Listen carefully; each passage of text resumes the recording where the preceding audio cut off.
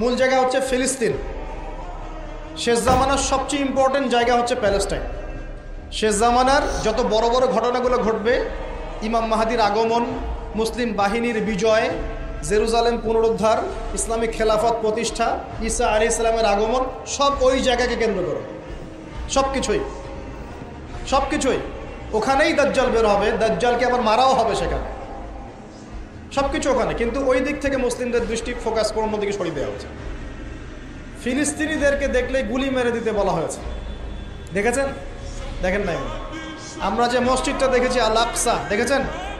এই আকসাকে সরিয়ে দিয়ে সেখানে থার্ড টেম্পল নির্মাণ করার প্ল্যান হচ্ছে। মানে এই যে থার্ড টেম্পল তো বোঝেন না, হাইকেলে সুলাইমানি, মানে ওরা মনে করে যে তারা বানু ইসরাইল। একটু বোঝেন, ওরা মনে করে যে ওরা বানু ইসরাইল, আসলে ওরা বানু ইসরাইল নয়, ওরা হচ্ছে ইউরোপিয়ান জিউস। ওরা মনে করে যে ওদের একজন মাসিহ আসবে। কে আসবে? মাসিহ মানে ত্রাণকর্তা। মাসিহ মানে কি?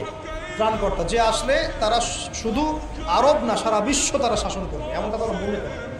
এবং ওদের ধর্মগ্রন্থে একটা আছে তালমুদ। কি নাম? তালমুদ। এই তালমুদের মধ্যে এটা লেখাও আছে যে একজন মাসিহ আসবে, যে মাসিহ আসলে তারা বিশ্ব শাসন করবে। বাস্তবতা হচ্ছে ওই মাসিহ এসেছিলেন, আসেন নাই? ওই মাসিহ সত্যি এসেছিলেন, কিন্তু তারা তাকে চিনতে পারে না। সেই মাসিহের নাম কি? নবী ঈসা আলাইহিস সালাম। আমরা বলি না মাসিহ ইবনে মারইয়াম, আমরা বলি না ঈসা আলাইহিস সালামকে আল্লাহর মাসিহ না, ত্রাণকর্তা। ঈসা আলাইহিস সালামকে তারা চিনতে ব্যর্থ হয়েছে এবং তাকে তারা হত্যারও চেষ্টা করেছিল, কিন্তু আল্লাহ রাব্বুল আলামিন তাকে উঠিয়ে নিয়েছেন কোথায়? আল্লাহর কাছে। ওয়ামা কাতালুহু ওয়ামা সালাবু, তারা তাকে হত্যাও করে নাই, ক্রুশবিদ্ধ করতে পারে নাই, বরং আল্লাহ পাক তাকে বাল রাফাআহুল্লাহু ইলাই, আল্লাহ পাক তাকে তার কাছে উঠিয়ে নিয়েছে।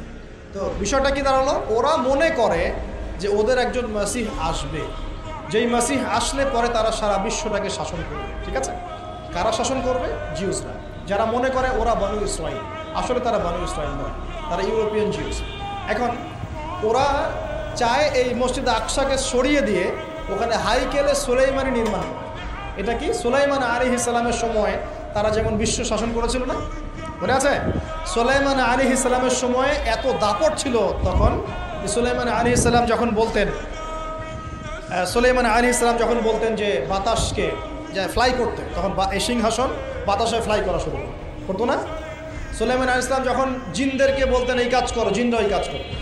সুলাইমান আলাইহিস সালাম যখন বলতেন জিনদেরকে সমুদ্রে ডুব দাও, ডুব দিয়ে সমুদ্রের নিচ থেকে মণিমুক্তা বের করে নিয়ে আসো, তারা সেটা বের করে নিয়ে আসো।